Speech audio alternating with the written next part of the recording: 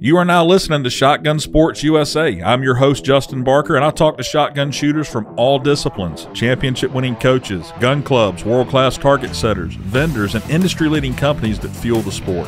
If you're into clay target sports, you are at the right place for insider information from some of the best in the world every single week. Check us out online at shotgunsportsusa.com and like us on Facebook and Instagram. Shotgun Sports USA is powered by Winchester Ammunition, the American legend. Also brought to you by Ultimate Shooting Accessories, Rick Hemingway's Promatic Trap Cells, Sound Gear Fannel, Comp and Choke, Clay Shooter Supply, and Pila Performance Eyewear. My guest today is a very successful three-gun competitor that travels the world shooting competitions with her family. She is the current ladies metallic world champion in Bianchi NRA Action Pistol. She has been part of 2 gold medal USA teams in IPSC shotgun and holds several other huge titles. This isn't the typical Clay Target podcast that we do week in and week out, but it's interesting to see how organizations operate and what the differences are in the competitions. Please welcome to the show, Becky Yackley.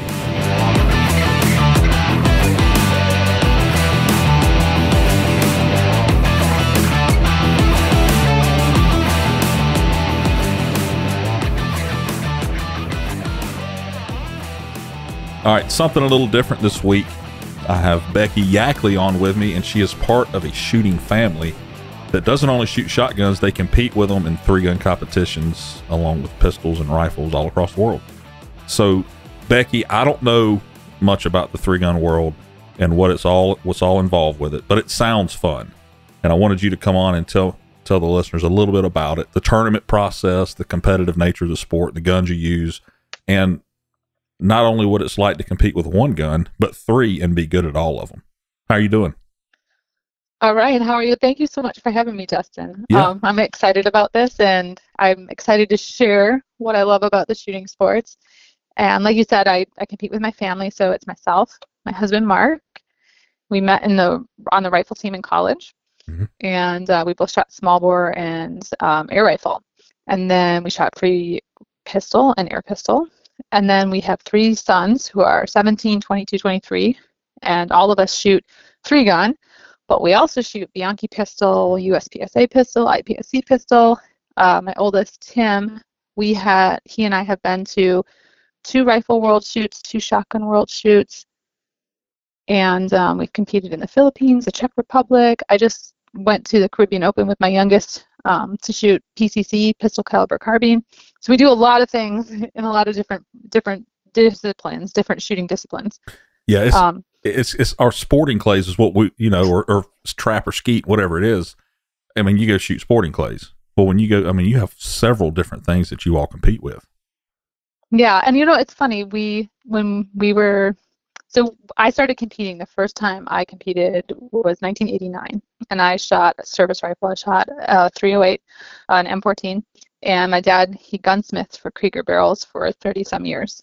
And so I kind of got into it because of my dad being a gunsmith and going to matches with him. And then as we had kids, we went through school and college, had kids, and took a little break when they were really young, but then as the boys got older, they were wrestling with the Marines at Quantico, and we thought, we're getting up at these crazy hours for wrestling meets and swim meets.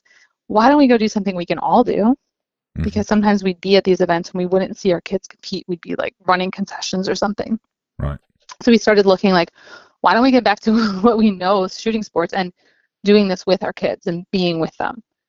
Yeah. So then we started back in three-gun and pistol shooting, and since 2012, we've been pretty hard at it, and we're loving every minute of it, really.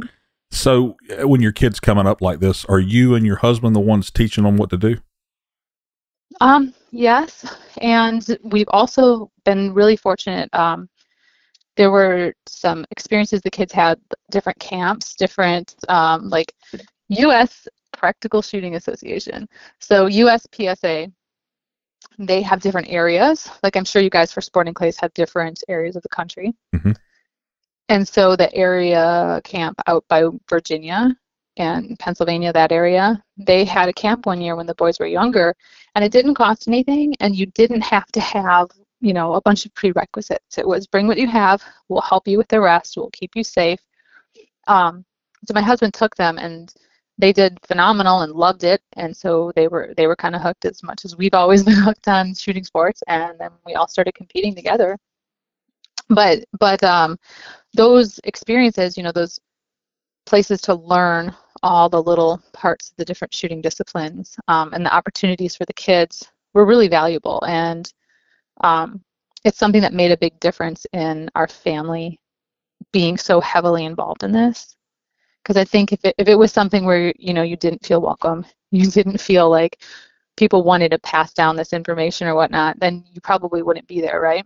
So it's kind of something that's pretty neat about. I mean, I think that's universal to any shooting discipline or sport, whether it's clays, whether it's three-gun, whether it's pistol shooting, that people do want you to be there and they want you to bring your family. So it's something that it made an impression on the kids, and it helps us to really say, let's do this a lot more. Yeah, I was looking on YouTube. I don't know if it's yesterday or today, and I guess it was your smallest one when he was small, shooting a pistol. Mm-hmm. I mean, he was dealing with it. He was running. Yeah, I mean, that's amazing.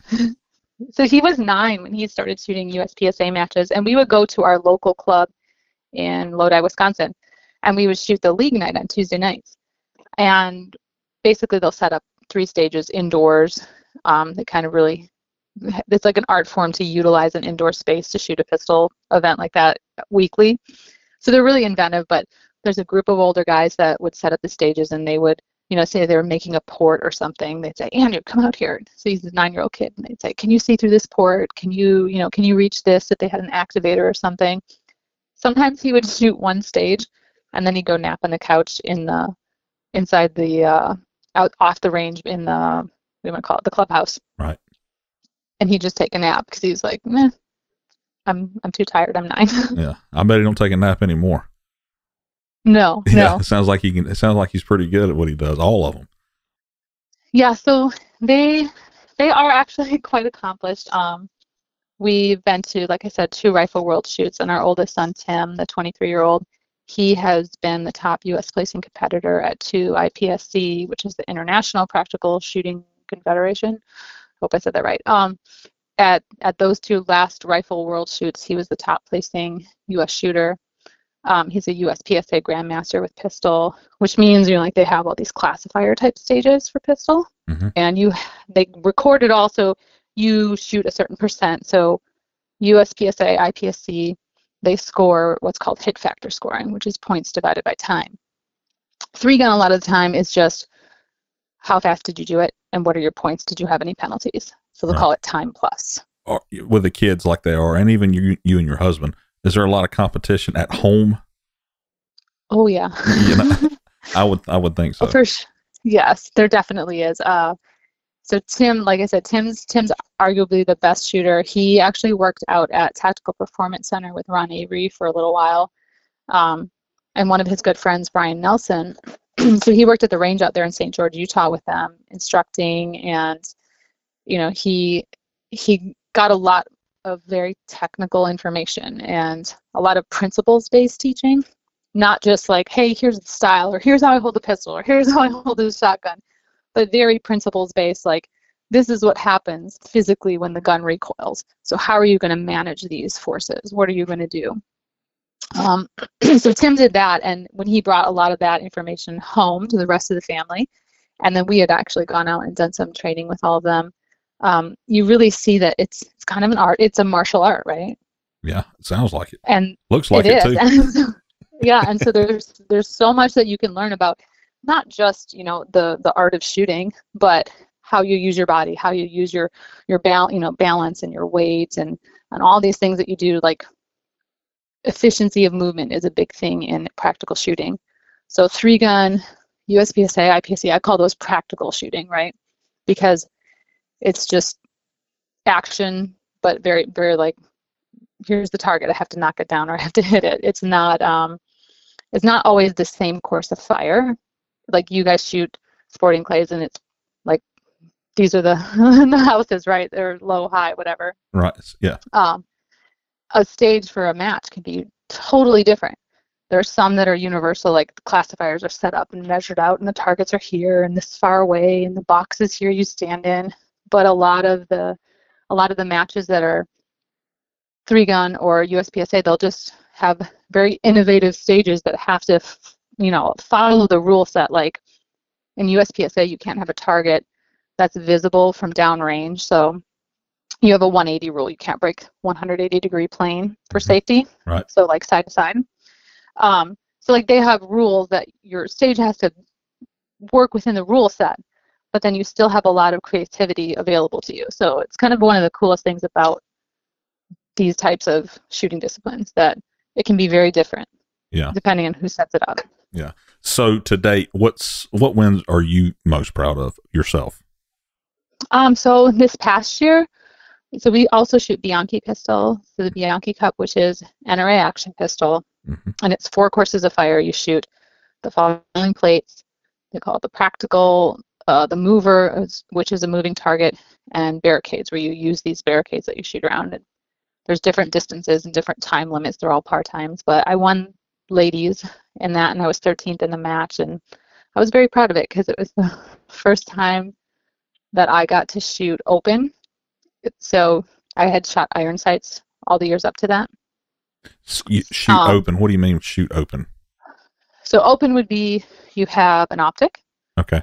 For that particular shooting discipline, Bianchi Cup, open guns will have a base underneath their optic that allows them to pivot it a little, so that when you have the mover, it sets the lead.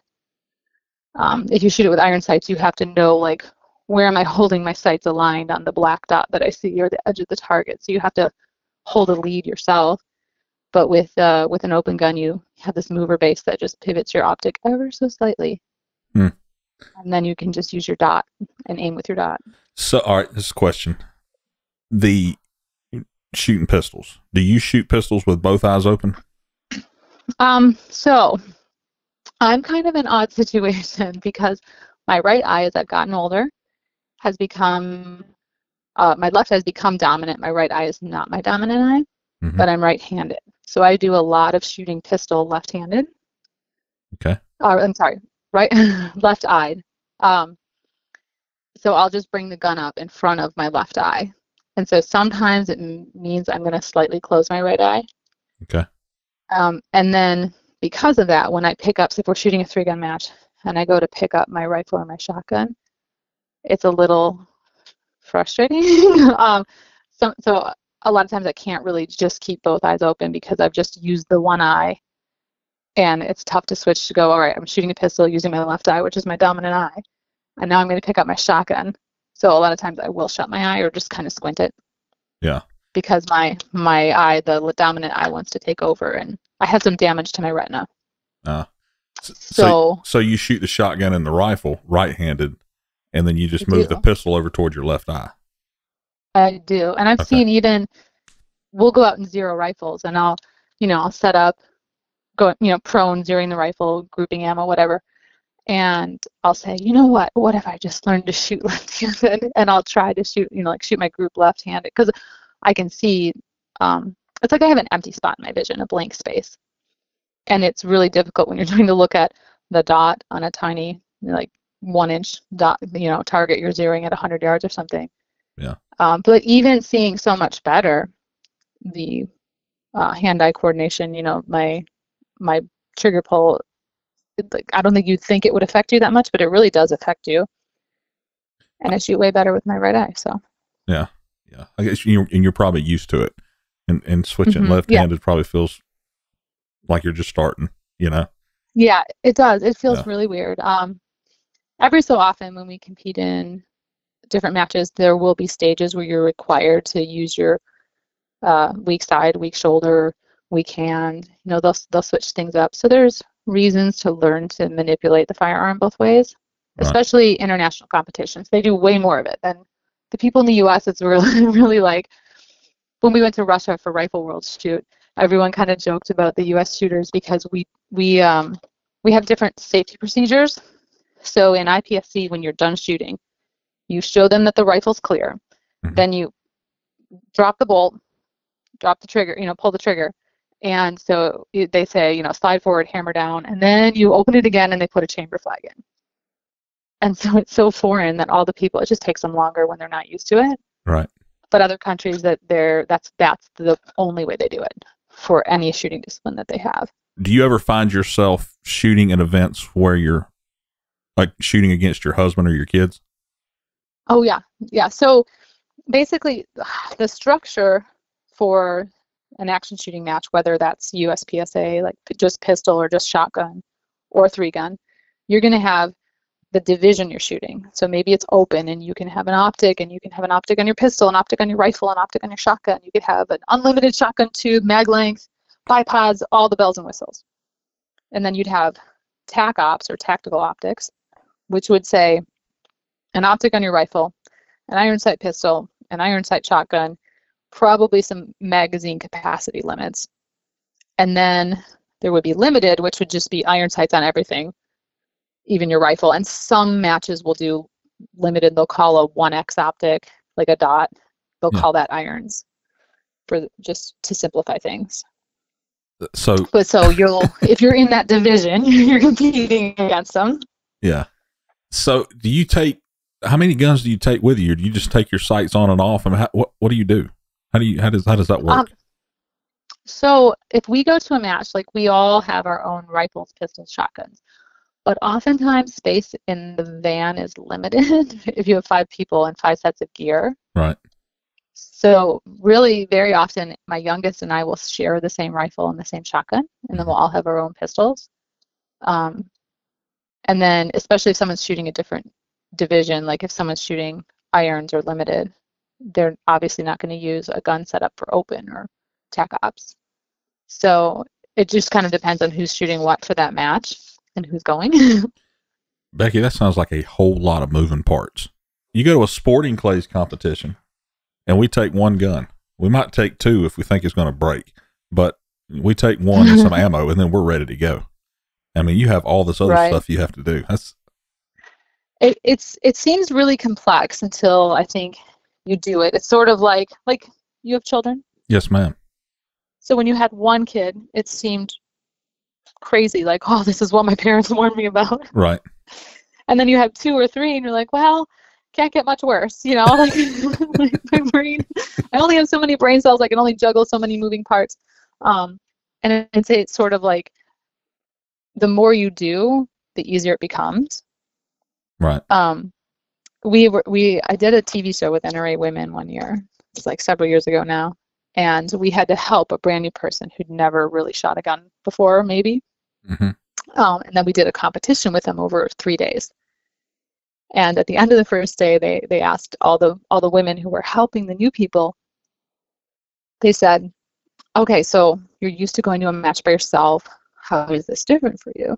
And all these women said, "Oh, it's a little more complex." And I just kind of laughed. I said, "Well, I'm used to there being 5 people, so I really only have 1 person to kind of, keep an eye on." Right. I'm good. Yeah. It seems easy. So there are things like the ammo. You're going to have shotgun ammo. Maybe you have slugs as well. Maybe you have buckshot as well. Yeah. Rifle ammo, you might have kind of just like 55 grain FMJ that you're going to use for paper because you're not worried about shooting at 200 to 600 yards or something. Then if you get into one where you have a match where you have long range, you're going to have your long range ammo, and you're going to have to chronograph it and zero your rifle. And know your zero for both ammo, because maybe you do shoot some of your 55 grains a little further out. So there's lots of moving parts, but once you kind of figure out what you need to know, and start doing it, it gets easier. And I think it makes you a way more informed gun owner. You just learn all these little idiosyncrasies to things that you need to know, and it's pretty fun. Yeah. What is your favorite discipline, or which one are you best at? So for pistol, I hold records for all the events for women with an iron sight gun and Bianchi pistol. I'm an accomplished pistol shooter, and so I'm proud of that because I grew up shooting rifles, like I said. Mm-hmm.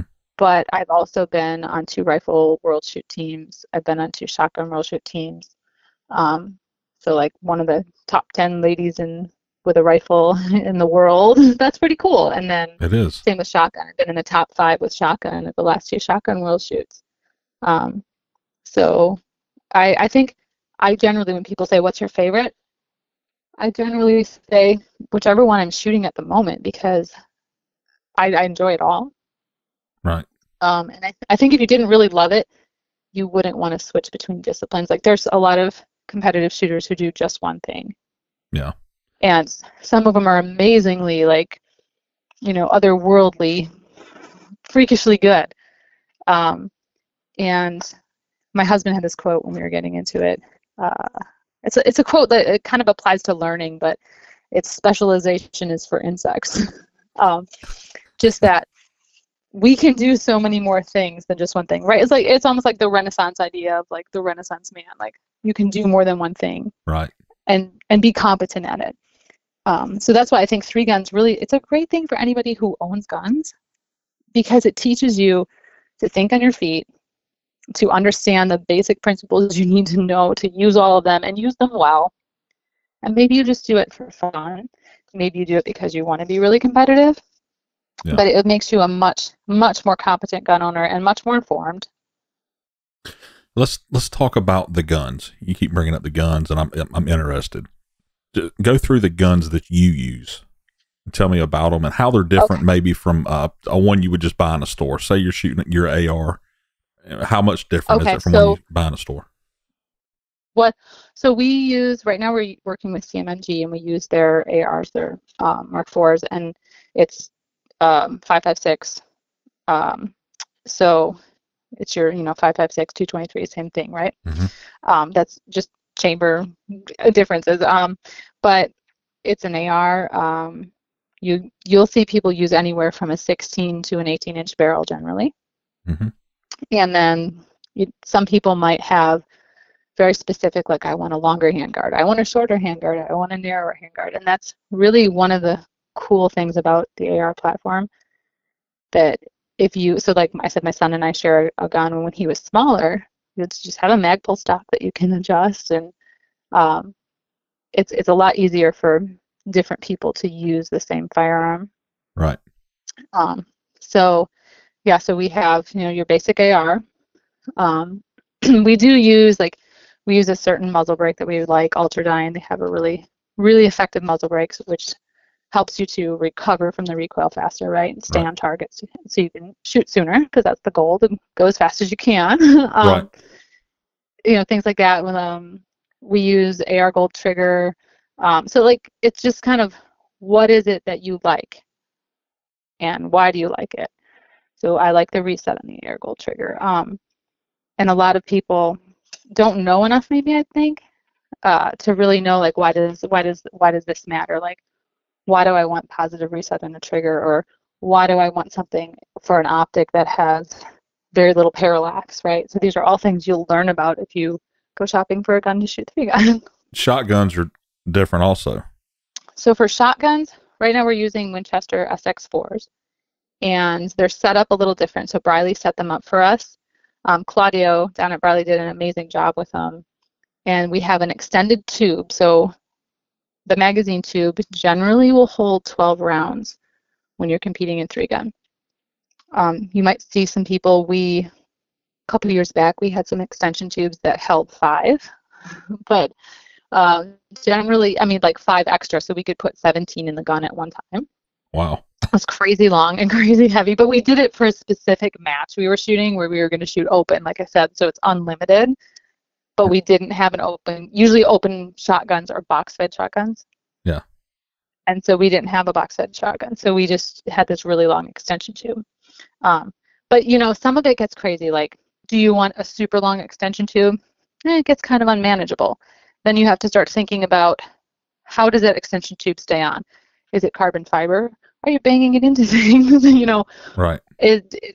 A common thing you'll see with people who shoot 3 gun is they'll have this extension tube on, and depending on how aware they are of their tube and how well they're paying attention to it, like your tube extension can start coming loose just from the vibration of shooting, right? Right.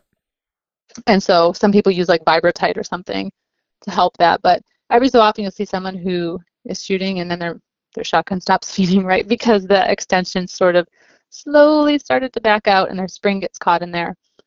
So there's, it's unfortunate. Sometimes it's really sad if that happened to someone in a match, but it's also another thing that you learn about proper maintenance of your gun. Yeah. And, all day long, like, do you have a part you have to babysit? Well, you might want to fix that or change that.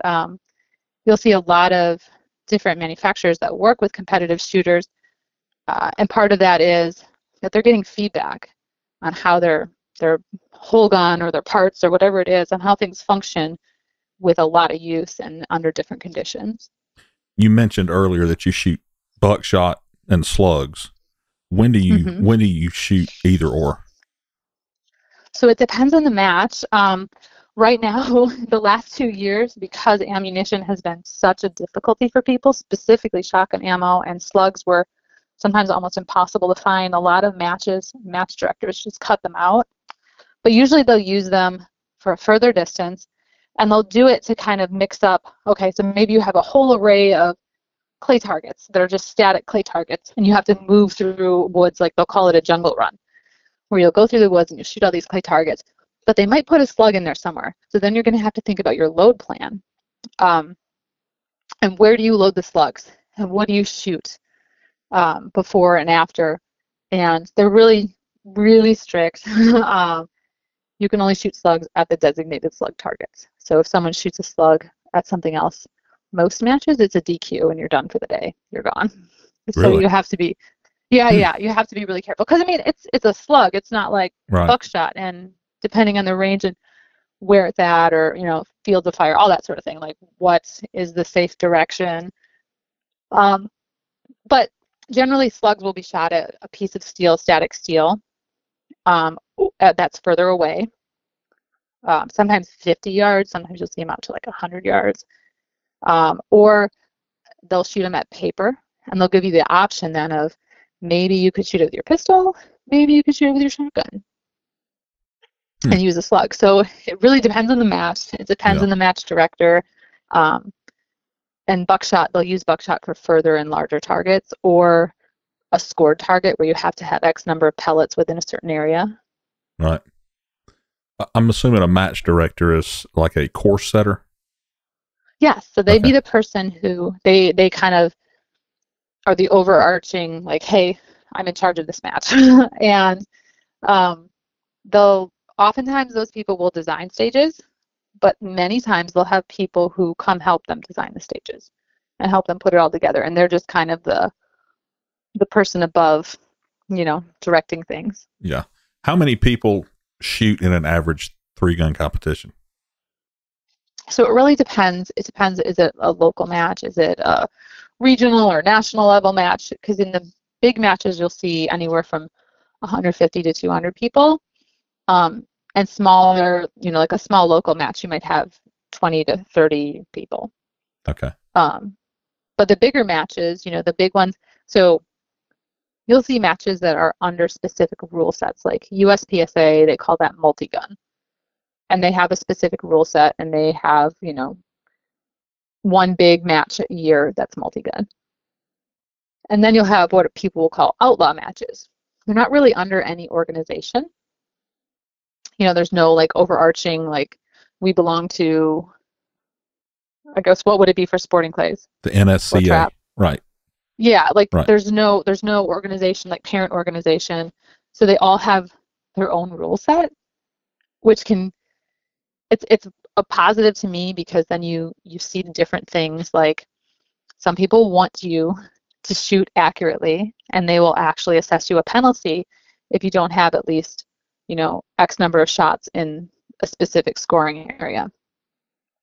Other people will say, it's 2 anywhere. You have 2 hits on paper, you're good. Yeah. So depending on what your skill set is, you might look for certain matches that appeal to you more. Tell me about the class ranking system. Is it based on your performance, where you stand, how good you've done in the past? Yeah, so for multi-gun or 3-gun, if you shoot specific matches, there's not necessarily classes or classifications.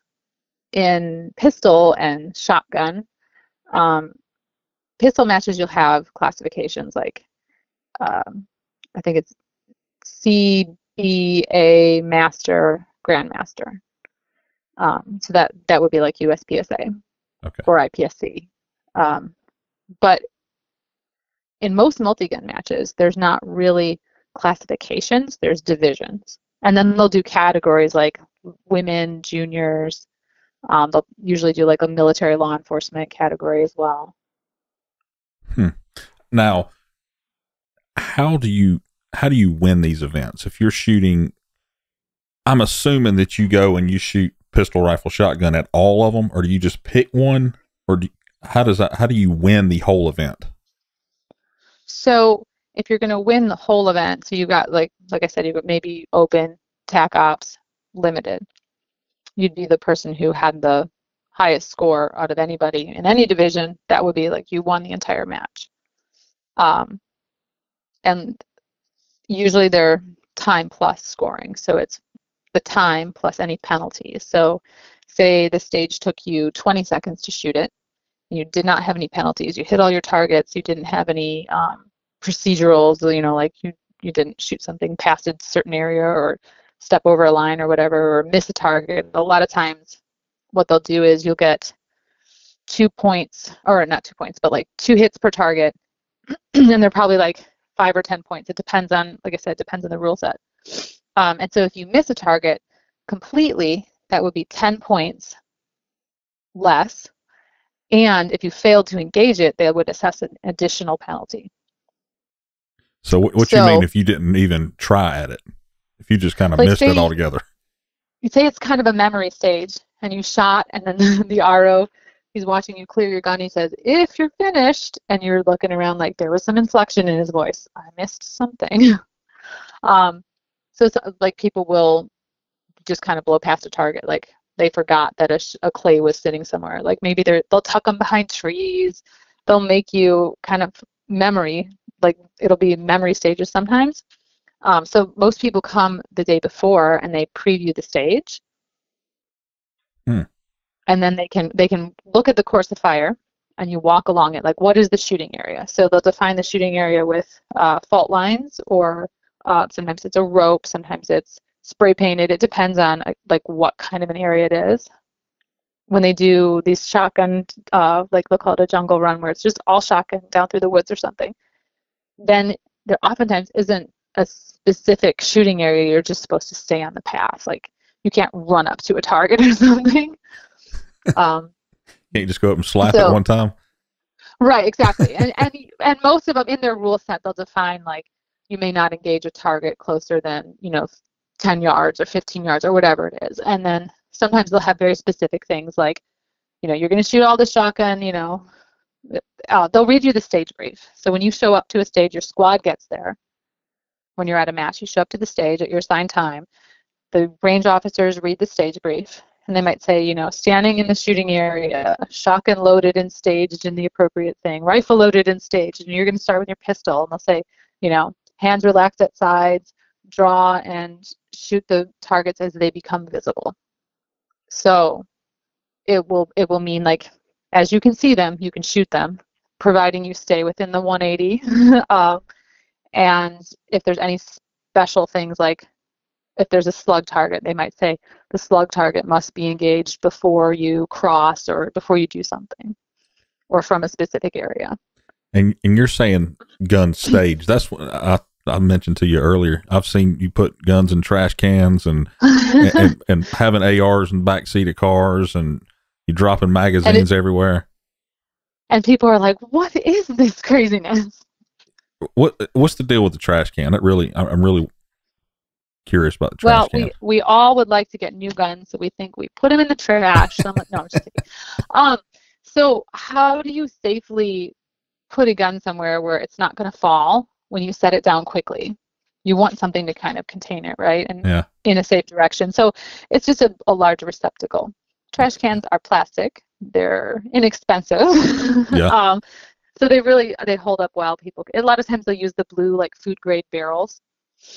Those are very popular, and they'll call them what do they call it? Abandonment, like the abandonment container, wherever you're abandoning. Some matches will have really nice plywood built places for you to set your guns. Max Leogrande, he runs I'm gonna say it wrong, PSCL. So I'm gonna look this up while I'm talking to you. He built some really, really nice abandonment containers or staging tables. Like it's like a little slanted start box where your guns could sit, and some people use those because they do think the trash bins look like people are throwing their gun in the garbage. Well, I knew it was for a reason. I just didn't know what the reason was. Yeah. I mean, it makes sense. So yeah, no, it's a safe place to put it. They're not going to fall out generally. You know, if you like you're saying, starting in a car, I'm scrolling looking for this abbreviation here, and I'm seeing someone start with, they have a rifle in the trunk. So a lot of the stages can be scenario based. You might go to a match, like there's a match that is all to benefit like Fallen Green Berets, and they will base all of these stages off of a battle or some event that these people were involved in. So it's really kind of a memorial. Right. So there's things like that, and so they'll set up stages like that. And it's supposed to be practical. So maybe if they're using a car, it's not a bad skill to know how to get a rifle out of a car. Right. If you had to. Yeah. But yeah, and it's just fun. I mean, it gives you some other prop. When you compete overseas, like IPSC matches, they will have a lot of seated starts. You're laying on the lawn chair, all these crazy things that we all kind of laugh at, where I think here we tend to use cars or, sitting on I think people use golf carts, just whatever's easy and available. Have you shot actual sporting clays before? Yes. Do you like that? Sporting clays I like. I guess sporting clays would be kind of comparable to how I'm saying that all of the 3-gun matches will have different stages, because you can go to a different range and their sporting clay course can be set differently, right? Yes. Like some can be more difficult. You're like, oh, those like there's a crosser that's really a tough angle or something. Right. I've done that. I've shot 5-stand. I've shot trap. I've shot skeet a little bit. We got to go with Donnie and Nathan from Winchester over to Nilo Farms. Yeah. And I'm pretty sure it was the skeet house, right? Yeah. And that was crazy how fast they're crossing. You're like, oh my gosh. You're used to shooting them still, aren't you? Yeah, well, we do have a lot of matches where they will use the trap throwers. Right. And they'll just hook them up to something. So you might have to step on an activator.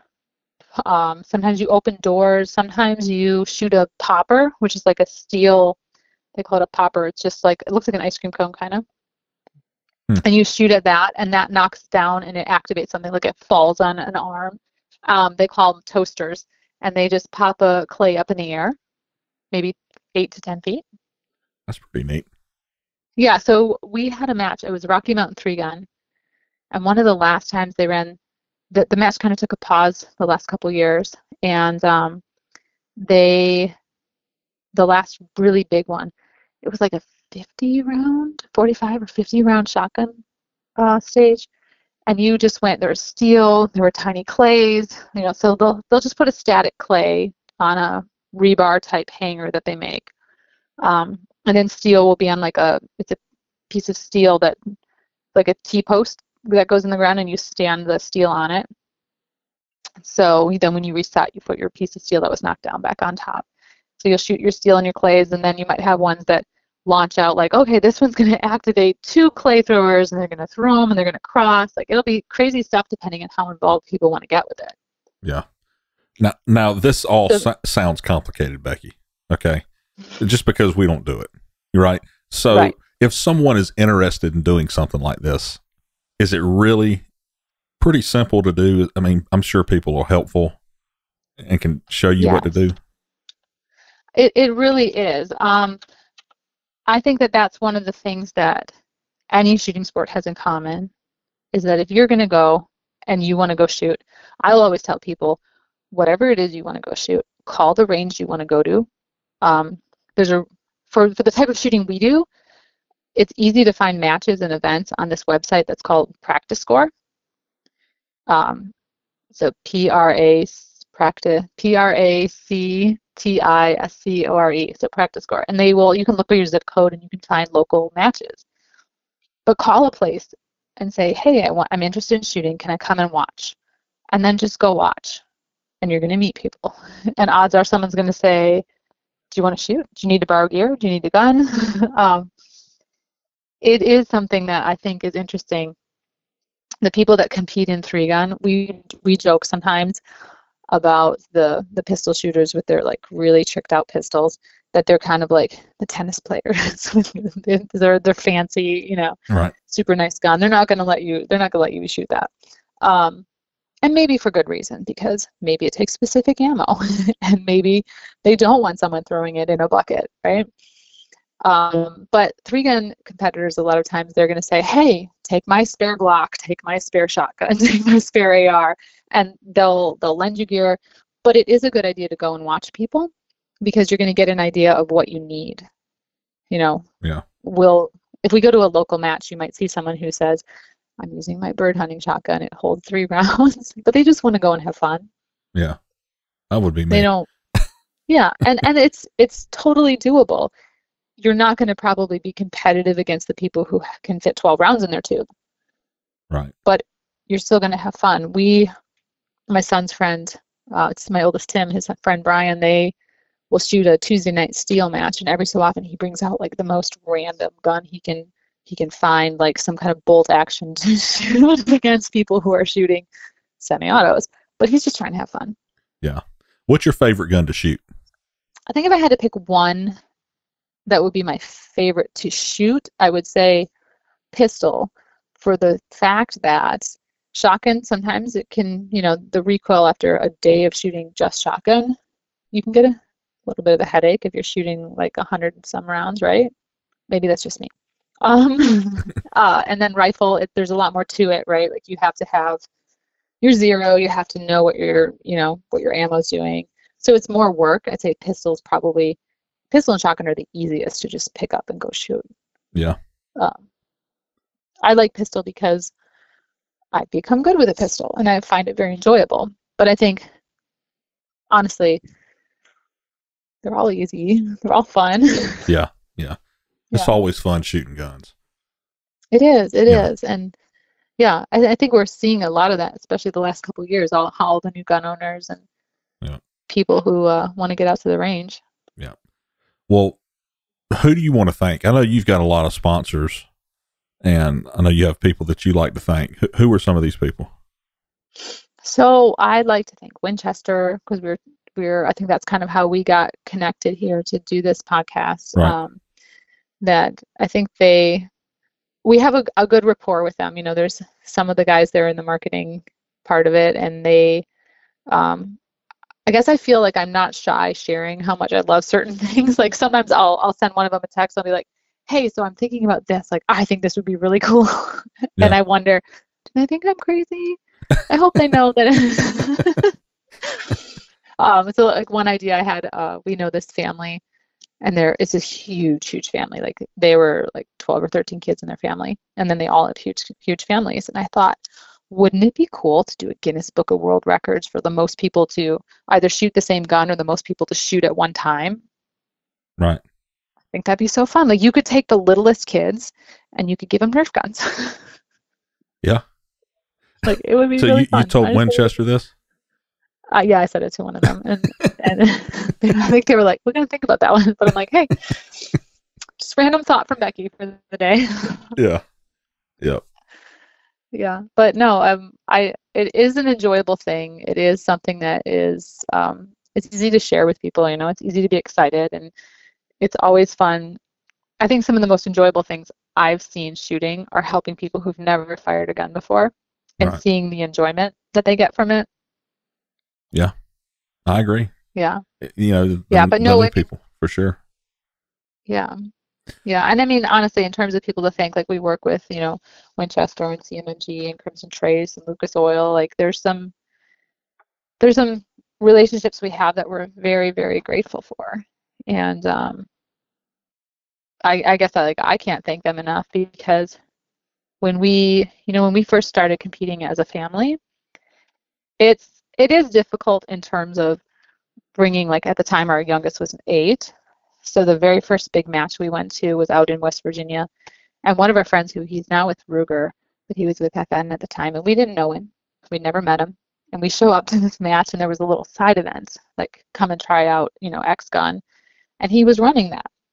And he like welcomed us, and my youngest was like, he's like, hey, come over here and help me later while your family's shooting. You can come and hang out with me. And just super nice and super welcoming. And we've become like the best of friends. And I think that is something that people should realize. It's out there. If you go to a range and you don't have a great experience as a family, you went to the wrong range or the wrong people were there that day. But I think for the most part, you're going to find it something that it's fun to do. I look at it and I laugh because I think I said earlier, my boys did wrestling. Their first wrestling meet, someone, he was an older kid. He lost a tooth. And I grab them by their little wrestling things and I'm like, look, nothing is worth losing a tooth over. Don't you do that. Right. And the shooting sports are very safe, as much as it sounds silly to say that. You're not having a lot of injuries. You don't see kids. I had some friends who did swimming and, they're tearing up their shoulders and whatnot. Like you don't have injuries and things like that you worry about. That's right. Yep. Now, before I let you go, you have a pretty large social media following. How did that happen? I think slowly over time. Yeah. Social media is, I don't know. It's difficult because I think some people put a lot of value in it, and then some people say, you know what, it could all disappear tomorrow. That's right. That is true. Someone doesn't, So I've worked it and stayed pretty consistent with the things that I do, and I try to share. I try to share more than just guns and just shooting. I mean, I think everybody who does anything with social media realizes that if you do firearms related stuff, you get downplayed pretty heavily. You do, for sure. Yeah. Yeah. So that's a struggle. It's a challenge. Like a lot of people will, there's a lot of females in the shooting sports who have bigger followings. Right. And I think it's because a lot of people say like, well, it's fun to see girls doing things that aren't traditionally thought of as like something girls do, right? Yeah. That's true. But then you'll see a lot of them that they understand how social media works, so they're going to put the selfies on there and they're going to do that sort of thing because they're trying to fight those algorithms that are saying like, oh, you have guns, we're going to throttle you down here. Yeah. I guess that's the way it works. I don't know. It's interesting that they know where a gun account is. You know what I mean? I mean, yeah. No, and it's I mean, it's crazy. I was doing a share for CMMG, and this place they worked with to make this Hawaiian shirt that had one of their guns on it. And so when I shared it, tagging them and putting a certain link that they had, it didn't get any views for like hours. And I was thinking, what's wrong with this? And then I started just kind of on my own thinking, I bet that Instagram has downplayed them. And so it's because I'm using their link or something. That was all I could figure. Yeah. I mean, that makes sense. I've seen that happen for sure.